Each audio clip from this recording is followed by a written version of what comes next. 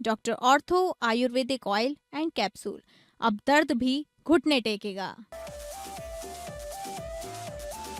सोमनाथ की पुनर्प्रतिष्ठा की 75वीं वर्षगांठ का आज ऐतिहासिक समारोह। पीएम मोदी करेंगे कुंभ अभिषेक।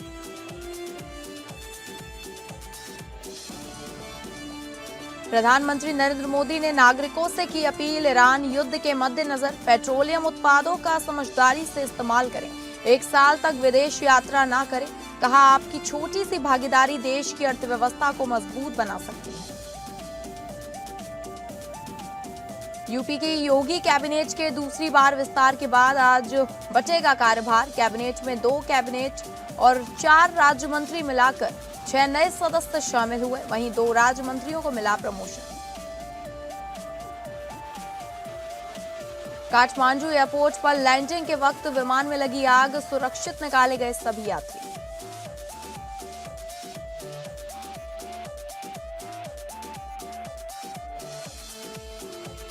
नमस्कार, आप सभी का स्वागत है और मैं हूं आपके साथ अंकिता सिंह। बुलेटिन की शुरुआत करेंगे बड़ी खबर का रुख करके, जहां सोमनाथ मंदिर की पुनर्प्रतिष्ठा की 75वीं वर्षगांठ सोमनाथ अमृत महोत्सव में शिरकत करेंगे पीएम मोदी।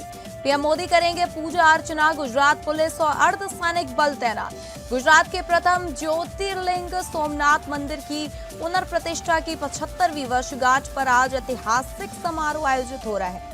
प्रधानमंत्री नरेंद्र मोदी सोमनाथ अमृत महोत्सव में मुख्य अतिथि के तौर पर शामिल होंगे और मंदिर में विशेष कुंभ अभिषेक करेंगे। सोमनाथ ट्रस्ट की ओर से आयोजित यह भव्य महोत्सव मंदिर प्रांगण में सुबह से शुरू हो गया है। 75 साल पहले 11 मई 1951 को देश के पहले राष्ट्रपति डॉक्टर राजेंद्र प्रसाद ने सोमनाथ मंदिर की प्राण प्रतिष्ठा की थी। उसी ऐतिहासिक दिन की स्मृति में यह अमृत महोत्सव मनाया जा रहा है। मंदिर को फूलों और रोशनी से सजाया गया है। देश भर से श्रद्धालु और संत महात्मा इस अवसर के साक्षी बनने पहुंचे हैं। प्रधानमंत्री मोदी सुबह करीब 10 बजे सोमनाथ पहुंचेंगे। यहां से वे सबसे पहले मंदिर में पूजा अर्चना करेंगे। इसके बाद गर्भगृह में वैदिक मंत्रोच्चारण के बीच कुंभ अभिषेक अनुष्ठान संपन्न करेंगे। कुंभ अभिषेक मंदिर के शिखर कलश पर पवित्र जल अर्पित करने की प्रक्रिया है, जिसे बेहद शुभ माना जाता है। पीएम मोदी मंदिर परिसर में आयोजित जनसभा को भी संबोधित करेंगे। माना जा रहा है कि वे सोमनाथ मंदिर के गौरवशाली इतिहास और भारत की सांस्कृतिक विरासत पर अपने विचार रखेंगे। सोमनाथ के कार्यक्रम के बाद प्रधानमंत्री वडोदरा के लिए रवाना होंगे। वडोदरा में शाम करीब 6 बजे वे सरदार धाम छात्रावास के दूसरे चरण का उद्घाटन करेंगे। यह छात्रावास पाटीदार समाज के छात्रों के लिए बनाया गया है। यहाँ 1600 से ज्यादा छात्रों के रहने की व्यवस्था है। पीएम मोदी वडोदरा में भी एक बड़ी जनसभा को संबोधित करेंगे। प्रशासन ने दोनों जगहों पर सुरक्षा के कड़े इंतजाम किए हैं। सोमनाथ में एसपीजी के साथ साथ गुजरात पुलिस और अर्धसैनिक बल तैनात है। मंदिर और आसपास के इलाके में ड्रोन से निगरानी की जा रही है। वडोदरा में भी ट्रैफिक डायवर्जन और सुरक्षा व्यवस्था चौक चौबंद है। सोमनाथ मंदिर का इतिहास आक्रमणों और पुनर्निर्माण का प्रतीक रहा है। महमूद गजनवी से लेकर औरंगजेब तक कई बार इसे तोड़ा गया, लेकिन हर बार इसका पुनर्निर्माण हुआ। आजादी के बाद सरदार वल्लभ भाई पटेल की पहल और के.एम. मुंशी के प्रयासों से इसका जीर्णोद्धार हुआ। प्रधानमंत्री मोदी सोमनाथ ट्रस्ट के अध्यक्ष भी हैं। ऐसे में 75वीं वर्षगांठ पर उनका यहाँ आना ऐतिहासिक महत्व रखता है।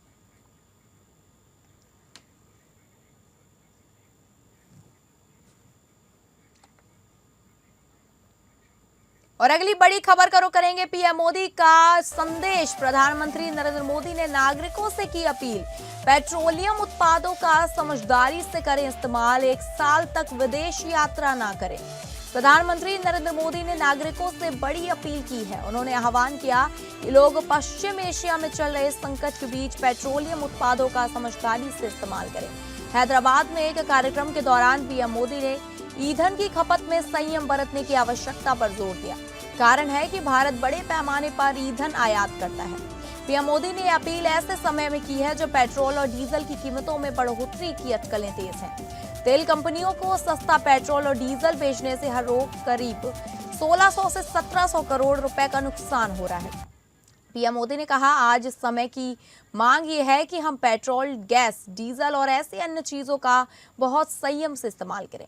प्रधानमंत्री ने लोगों से कम 1 साल तक विदेश यात्रा ना करने की अपील की। अगर भारतीय पीएम मोदी की अपील को मान 1 साल तक विदेश यात्रा करना लगभग बंद कर दे, तो इसका असर सिर्फ एयरलाइंस या टूर कंपनियों तक सीमित नहीं रहेगा, बल्कि ग्लोबल टूरिज्म इंडस्ट्री को अरबों डॉलर का झटका लग सकता है। लेकिन साथियों, जब सप्लाई चेन पर संकट लगातार बना रहे तो हम कितने भी उपाय कर लें, मुश्किलें बढ़ती ही जाती है। इसलिए अब देश को सर्वोपरि रखते हुए, मां भारती को सर्वोपरि रखते हुए हमें एकजुट होकर के लड़ना होगा। हमें याद रखना है, देश के लिए मरना ही सिर्फ देशभक्ति नहीं होती है। देश के लिए जीना और देश के प्रति अपने कर्तव्यों को निभाना, वो भी देशभक्ति होती है। इसलिए वैश्विक संकट के इस समय में हमें कर्तव्यों को सर्वोपरि रखते हुए कुछ संकल्प लेने होंगे और उन संकल्पों को पूरे समर्पण भाव से पूरा करना होगा। जैसे एक बड़ा संकल्प है पेट्रोल डीजल का संयम से इस्तेमाल करना। साथियों, हमें पेट्रोल डीजल का उपयोग कम करना होगा। शहरों में जहां मेट्रो है वहां हम तय करें कि हम मेट्रो का ही उपयोग करेंगे, ज्यादा से ज्यादा मेट्रो में ही जाएंगे। अगर कार में ही जाना जरूरी है तो फिर कार पूल करने का प्रयास करें और भी लोगों को साथ बिठा लें। अगर हमें कहीं सामान भेजना हो तो कोशिश करनी है कि वह ज्यादा से ज्यादा रेलवे गुड्स के जो ट्रेन होती है रेलवे की सर्विसेज से भेजें। और अगली बड़ी खबर का रुख करेंगे योगी की कैबिनेट विस्तार। आज बटेगा कार्यभार, आज बटेगा योगी के नए मंत्रियों का कार्यभार। 2 कैबिनेट और 4 राज्य मंत्री मिलाकर 6 नए सदस्य शामिल। 2 राज्य मंत्रियों का मिला प्रमोशन। यूपी की कैबिनेट योगी कैबिनेट का दूसरी बार विस्तार हुआ है। 2 कैबिनेट और 4 राज्य मंत्री मिलाकर 6 नए सदस्य शामिल हुए। वहीं 2 राज्य मंत्रियों को प्रमोशन देकर राज्य मंत्री यानी कि स्वतंत्र प्रभार बनाया गया है। आज मंत्रियों का कार्यभार बांटा जाएगा। राजभवन में रविवार को आयोजित समारोह में सबसे पहले भाजपा के पूर्व प्रदेश अध्यक्ष भूपेंद्र चौधरी ने शपथ ली। इसके बाद सपा के बागी विधायक मनोज पांडे ने शपथ ली। दोनों को कैबिनेट मंत्री बनाया गया है। तीसरे नंबर पर अजीत पाल और फिर सोमेंद्र तोमर ने शपथ ली। दोनों को प्रमोट कर राज्य मंत्री बनाया गया है। इसके बाद कृष्णा पासवान, कैलाश राजपूत, सुरेंद्र दिलेर और हंसराज विश्वकर्मा ने राज्य मंत्री पद की शपथ ली। कृष्णा पासवान पहले आंगनबाड़ी कार्यकर्ता थी। नए बनने वाले मंत्रियों में 1 ब्राह्मण, 3 ओबीसी और 2 दलित वर्ग से हैं। शपथ के बाद अजीत पाल, सोमेंद्र तोमर, कृष्णा पासवान और कैलाश राजपूत, सुरेंद्र दिलेर और हंसराज ने राज्यपाल और सीएम के पैर छुए। अब यूपी सरकार में योगी को मिलाकर कुल 60 मंत्री हैं। योगी मंत्रिमंडल का पहला विस्तार 2024 में लोकसभा चुनाव से ठीक पहले 5 मार्च 2024 को हुआ था।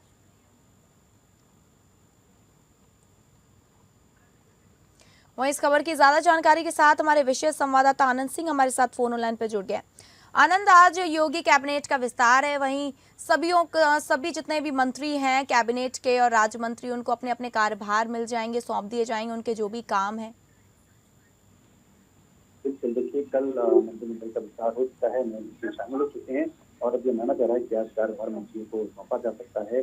अगर आप बात करें, कल भूपेंद्र सिंह चौधरी ने शपथ ली थी, जो प्रदेश अध्यक्ष रहे भारतीय जनता पार्टी को। प्रदेश अध्यक्ष बनने से पहले महत्वपूर्ण पंचायती राज विभाग, तो ऐसे में यह माना जा रहा है कि सरकार से हैवीवेट मिनिस्ट्री दी जाएगी। और साथ ही साथ मनोज कुमार पांडे, जो समाजवादी पार्टी के विधायक थे, समाजवादी पार्टी ने बगावत की थी, उनको भी हैवीवेट मंत्रालय मिलना माना जा रहा है। इसके साथ ही साथ सोमेंद्र तोमर और अजीत पाल सिंह, जिनको की प्रमुख राज्य मंत्री से वो उनको प्रमोट किया गया, तो उनको भी ये कहा जा रहा है कि उनको बड़े मंत्रालय दिए जा सकते हैं। जैसा कि अभी आपको पता है, मंत्रालय है वो भी खाली चल रहा है, के पास है वो, और साथ ही साथ ऊर्जा और नगर विकास के 2 बड़े मंत्रालय शर्मा के पास है। तो ये कहा जा रहा है कि विभाग ऐसे हैं हो सकते हैं जो मंत्रियों को जिनका किया गया है उनको दिया जा सकता है। ठीक है आनंद, आपका धन्यवाद जानकारी देने के लिए। तो आपको बता दें, योगी कैबिनेट की दूसरी बार विस्तार हुआ है। वहीं 2 कैबिनेट और 4 राज्य मंत्री मिलाकर 6 नए सदस्य शामिल हुए हैं। वहीं 2 राज्य मंत्रियों को प्रमोशन देकर राज्य मंत्री यानी कि स्वतंत्र प्रभार बनाया गया है।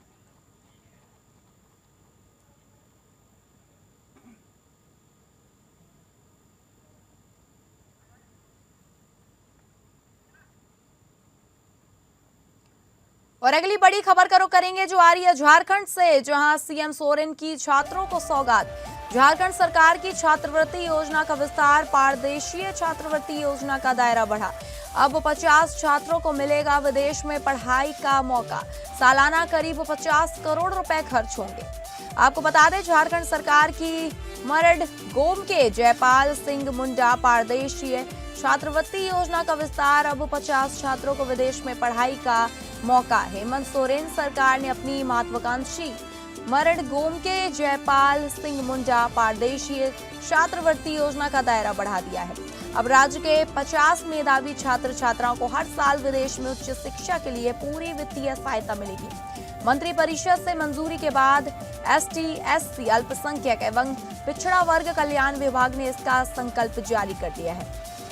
संशोधित योजना वित्त वर्ष 2026-27 से लागू होगी, जिस पर सालाना करीब 50 करोड़ रुपए खर्च होंगे। योजना के तहत अनुसूचित जनजाति के 20, पिछड़ा वर्ग के 14, अनुसूचित जाति के 10 और अल्पसंख्यक वर्ग के 6 छात्रों को लाभ मिलेगा।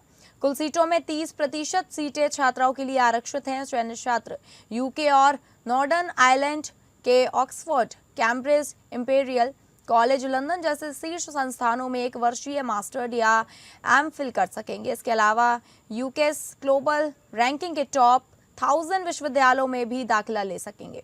Data science, agriculture, law, public policy समेत 39 विषय शामिल हैं। राज्य सरकार ट्यूशन फीस, मेंटेनेंस भत्ता, आकस्मिकता भत्ता, वीजा शुल्क, मेडिकल इंश्योरेंस और भारत से आने जाने का इकोनॉमी क्लास हवाई किराया वहन करेगी।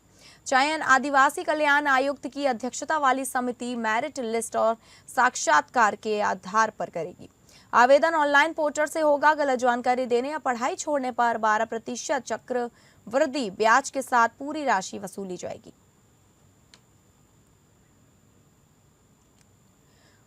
वहीं इस खबर की ज्यादा जानकारी के साथ हमारी संवाददाता तृप्ति सिंह फोन लाइन पर जुड़ चुकी हैं। तृप्ति, ये बहुत बड़ी पहल है जिस तरीके से हेमंत सोरेन सरकार ने ये जो छात्रवृत्ति योजना निकाली है छात्रों के लिए, कि अब वो उन्हें काफ़ी उनके आगे के भविष्य के लिए, तो क्या है छात्रों को और क्या क्या लाभ मिलेंगे विदेश में अगर वो पढ़ाई करते हैं, तो सुविधाएं क्या क्या मिलेंगी? जी अंकिता, देखिए बहुत ही एक ये अहम फैसला है, क्योंकि झारखंड में देखा जाए तो जब से हेमंत सोरेन की सरकार बनी है, शुरुआत से ही उनका ये एजेंडा रहा है। सरकार बनाने के वक्त चुनाव के दौरान भी उन्होंने लगातार इस बात को दोहराया था कि राज्य में जो आदिवासी समुदाय हैं, जो पिछड़े वर्ग के लोग हैं, एससी, एसटी के जो समुदाय के लोग हैं, यहाँ के जो छात्र छात्रा हैं, उन्हें आगे बढ़ाना या शिक्षा का स्तर बढ़ाना उनका प्राथमिकता रहेगा। और जब से देखा जाए तो पूर्व शिक्षा मंत्री रामदास सोरेन का निधन पिछले वर्ष अगस्त में हुआ, उसके बाद से शिक्षा विभाग जो है तो साक्षात्कार विभाग और शिक्षा विभाग हेमंत सोरेन ने संभाला। और कमान संभालने के बाद मुख्यमंत्री के नेतृत्व में शिक्षा विभाग में लगातार ही झारखंड में देखा जाए तो कई पहल किए जा रहे हैं। और ये एक बहुत ही महत्वपूर्ण पहल है, क्योंकि देखा जाए तो लगातार ही यहाँ पर जो पिछड़े वर्ग के समुदाय के लोग हैं, खासकर जो एसटी समुदाय के लोग, एसटी और एससी समुदाय के लोग यहाँ खासकर गरीबी की वजह से उच्च शिक्षा प्राप्त करने के लिए हमेशा ही संघर्ष करते नजर आए हैं। और इस संघर्ष को समझते हुए सीएम ने एक बहुत बड़ा फैसला लिया है। तो जानकारी देना चाहेंगे अंकिता, जो एक बहुत बड़ा फैसला ये है, क्योंकि 50 करोड़ रुपए खर्च हर साल होने वाले हैं इस योजना के तहत, जिसकी मंजूरी मंत्रिपरिषद में खुद हेमंत सोरेन ने जब बैठक की थी, इसकी अध्यक्षता की थी, इस प्रस्ताव को पारित किया था। तो जो 50 करोड़ रुपए खर्च होंगे उसकी बात करें तो 50 करोड़ों में जो अनुसूचित जाति जैसे कि एसटी हुए, इसके बाद एससी है, ओबीसी है और माइनर कैटेगरी के जो स्टूडेंट्स हैं, जो छात्र हैं, उन्हें लिस्ट किया गया है। यानी कि एससी जो होंगे वो लगभग 20 या उससे अधिक मैक्सिमम 20 स्टूडेंट होंगे जो एससी के होंगे, और ओबीसी कैटेगरी के 14 और एससी कैटेगरी के 10 और इसके अलावा माइनर कैटेगरी के अधिक से अधिक 6 स्टूडेंट होंगे जिन्हें ये लाभ मिलेगा। हर साल जो है सो साक्षात्कार के माध्यम से, यानी कि इंटरव्यू जी। होगा उनका, फिर मेरिट लिस्ट बनाई जाएगी, इसके आधार पर उनका चयन किया जाएगा। एक बहुत बड़ी यहाँ पहल ये भी है कि छात्राओं को, यानी कि महिला आरक्षण का ये जो हमेशा ही सवाल उठता रहा है, तो महिलाओं को भी आरक्षित किया गया है। महिला छात्राएं जो है उन्हें 30% महिला छात्राएं होंगी जिन्हें शामिल ठीक है। किया गया है इस स्कॉलरशिप के लिए। जी ठीक है तृप्ति, आपका धन्यवाद जानकारी देने के लिए। तो आपको बता दें, संशोधित योजना वित्त वर्ष 2026-27 से लागू होगी, जिस पर सालाना करीब 50 करोड़ रुपए खर्च होंगे। बड़ी खबर का रुख करेंगे, जहां बंगाल एसआईआर मामला में न्यायिक अधिकारियों को बंधक बनाने की घटना। एससी ने बंधक बनाने का स्वतः संज्ञान लिया था। पश्चिम बंगाल एसआईआर प्रक्रिया में लगे न्यायिक अधिकारियों को मालदा जिले में बंधक बनाए जाने की घटना पर लिए गए स्वतः संज्ञान के मामले पर सुप्रीम कोर्ट आज सुनवाई करेगा। इस घटना पर नाराजगी जताते हुए सुप्रीम कोर्ट के मुख्य न्यायाधीश ने मुख्य सचिव, डीजीपी, जिलाधिकारी और एसएसपी को कारण बताओ नोटिस जारी किया था। एससी ने इन सभी अधिकारियों को सुनवाई के दौरान ऑनलाइन उपस्थित होना पड़ा था। आपको बता दें, पश्चिम बंगाल एसआईआर प्रक्रिया में लगे न्यायिक अधिकारियों को मालदा जिले में बंधक बनाए जाने की घटना पर लिए स्वतः संज्ञान के मामले पर आज सुनवाई करेगा सुप्रीम कोर्ट। वहीं इस खबर की ज्यादा जानकारी के साथ हमारे संवाददाता विवेक सिंह चंदेल फोन लाइन पर जुड़ चुके हैं। विवेक, ये जो न्यायिक अधिकारियों को बंधक बनाने की जो घटना है, जिस पर सुप्रीम कोर्ट आज सुनवाई करने जा रहा है, वहीं पिछली सुनवाई की बात करें जिसमें सुप्रीम कोर्ट ने मुख्य सचिव को और डीजीपी, जिलाधिकारी को कारण बताओ नोटिस जारी किया था, और आज सुनवाई होनी है, तो क्या लगता है क्या फैसला आ सकता है? चूंकि ये सुप्रीम कोर्ट ने एसआईआर का जो पश्चिम बंगाल चल रहा था उस मामले में स्वतः संज्ञान लिया था, क्योंकि सुप्रीम कोर्ट के कहने पर ही जो न्यायिक अधिकारी हैं पश्चिम बंगाल समेत आसपास के राज्यों के, वो डिप्यूट किए गए थे, जिससे जो एसआईआर की प्रक्रिया है वो स्मूथली हो सके और जो चुनाव से पहले जो तय तारीख है उससे पहले जो एसआईआर की प्रक्रिया पूरी हो और वो खत्म हो जाए। हालांकि सुप्रीम कोर्ट में सुनवाई के दौरान ही जो कुछ न्यायिक अधिकारी थे उनको वहां बंधक बना लिया गया था। इस पर सुप्रीम कोर्ट ने कड़ी टिप्पणी करते हुए कहा था कि यह न्यायिक अधिकारियों को सिर्फ डराने और धमकाने की कोशिश नहीं थी, बल्कि यह सीधे तौर पे कोर्ट को चुनौती देने का मामला था, क्योंकि ये कोई आम घटना नहीं थी। क्योंकि जो ये उनको बंधक बनाया गया, बंधक बनाने से उनका जो मनोबल गिराने का प्रयास किया गया था, क्योंकि जो आपत्तियां थी, यानी कि एफआईआर को लेकर जो प्रॉब्लम चल रहे थे उनको निपटाने के लिए इनको नियुक्त किया गया था, और ऐसे में उनको डरा धमका कर सोची समझी एक जो प्रक्रिया थी उसके तहत ऐसा किया गया था। और ऐसे में जो इसके पीछे के लोग थे जिन्होंने कानून को अपने हाथ में लिया था, उनको ऐसे करने की अनुमति हम नहीं दे सकते। इसी वजह से कोर्ट ने इस मामले की जांच के लिए एनआईए को सौंप दिया था, और आज एनआईए इस मामले में अपनी स्टेटस रिपोर्ट दाखिल कर सकती है, क्योंकि जो मुख्य सचिव हैं उनको भी सुप्रीम कोर्ट ने कहा था कि कोर्ट में अपीयर होंगे और बताएंगे ऐसी घटना हुई और उसके बाद उन्होंने क्या किया। तो ये तमाम ऐसी चीजें रहेंगी जो स्वतः संज्ञान के मामले पर होंगी, क्योंकि जो एसआईआर प्रक्रिया है वो तो खत्म हो चुकी है, क्योंकि अब जो चुनाव भी हो चुके हैं और एसआईआर से जुड़ी याचिकाओं पर भी आज सुप्रीम कोर्ट में सुनवाई होनी है। तो कुछ उसमें से याचिकाएं जो इन्फेक्शन हो चुकी होंगी, लेकिन जो न्यायिक अधिकारियों को मालदा में बंधक बनाए जाने का मामला था उसके ऊपर स्वतः संज्ञान लिया हुआ है। उस पर सुप्रीम कोर्ट जरूर कोई निर्देश जारी कर सकता है। जो एनआईए की स्टेटस रिपोर्ट आएगी उसके आधार पर कि कौन ऐसे लोग थे जिन लोगों ने कोर्ट के द्वारा अपॉइंट किए गए न्यायिक अधिकारियों को बंधक बनाने का प्रयास किया था और एक सुनियोजित तरीके से एसआईआर प्रक्रिया को बाधित करने और जो कोर्ट को चुनौती देने का प्रयास किया था, उनके खिलाफ क्या कार्रवाई की जानी तय की जाए। जी ठीक है विवेक, आपका धन्यवाद जानकारी देने के लिए। तो आपको बता दें, न्यायिक अधिकारियों को बंधक बनाने की घटना पर जिस पर सुप्रीम कोर्ट ने बंधक बनाने का स्वतः संज्ञान लिया था, उस पर आज सुप्रीम कोर्ट सुनवाई करेगा। और अगली बड़ी खबर का रुख करेंगे पश्चिम एशिया वॉर को लेकर, जहां अमेरिका ने पश्चिम एशिया में जारी जंग खत्म करने की कवायद में ईरान को 14 सूत्रीय प्रस्ताव भेजा था। अमेरिकी राष्ट्रपति डोनाल्ड ट्रंप से लेकर विदेश मंत्री मार्को रूबियो तक ईरान के जवाब का इंतजार कर रहे थे। ईरान ने अब अपना जवाब अमेरिका को भेज दिया है। पाकिस्तान के जरिए भेजे गए इस जवाब में ईरान ने ट्रंप के शांति प्रस्ताव को खारिज कर दिया है। ईरान की सरकारी मीडिया के मुताबिक अमेरिका के भेजे जवाब में इस बात पर जोर दिया गया कि अमेरिका इस युद्ध से हुए नुकसान का मुआवजा दे। ईरान ने यह भी कहा कि हॉर्मुज स्ट्रेट पर उसकी संप्रभुता को भी अमेरिका स्वीकार करे। ईरान की समाचार एजेंसी तस्नीम ने सूत्रों के हवाले से कहा है कि भेजे गए जवाब से अगर ट्रंप संतुष्ट नहीं है तो यह अच्छा है। ईरान में कोई भी ट्रंप को खुश करने के लिए योजनाएं नहीं बनाता। तस्नीम के मुताबिक सूत्रों का कहना है कि बातचीत करने वाली टीम को ईरान के अधिकारों के लिए योजनाएं तैयार करनी चाहिए। ईरान की ओर से भेजे गए जवाब में ईरानी तेल की बिक्री पर लगे अमेरिकी प्रतिबंध हटाने की मांग भी की गई है। तस्नीम के अनुसार ईरान ने युद्ध को तत्काल समाप्त करने के साथ ही हर मोर्चे पर युद्ध खत्म करने जरूरत पर जोर दिया है। They are defeated, but that doesn't mean they're done. We could go in for 2 more weeks and do every single target. We have certain targets that we wanted to, and we've done probably 70% of them. But we have other targets that we could conceivably hit. But even if we didn't do that, that would just be final touches. But even if we didn't do that, it would take them many years to rebuild.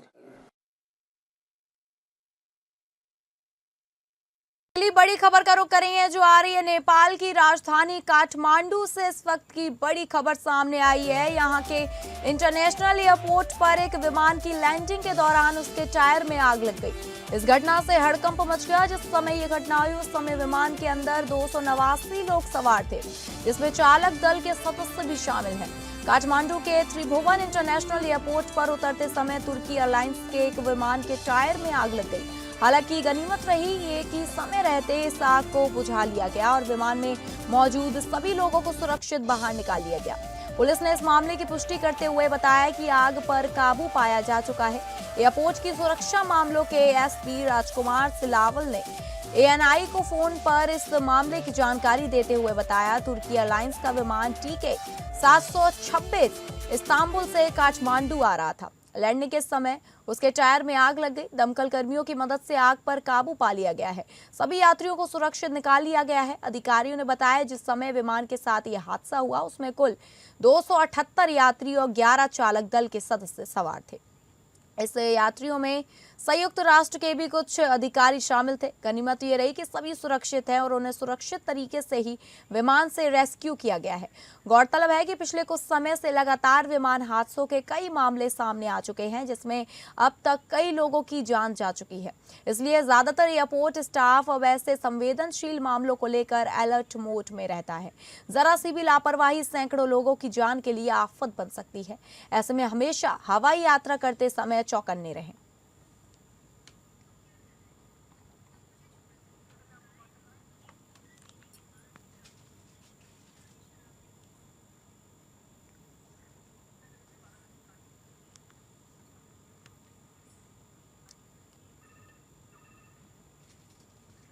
तो फिलहाल इस bulletin में इतना ही। नमस्कार।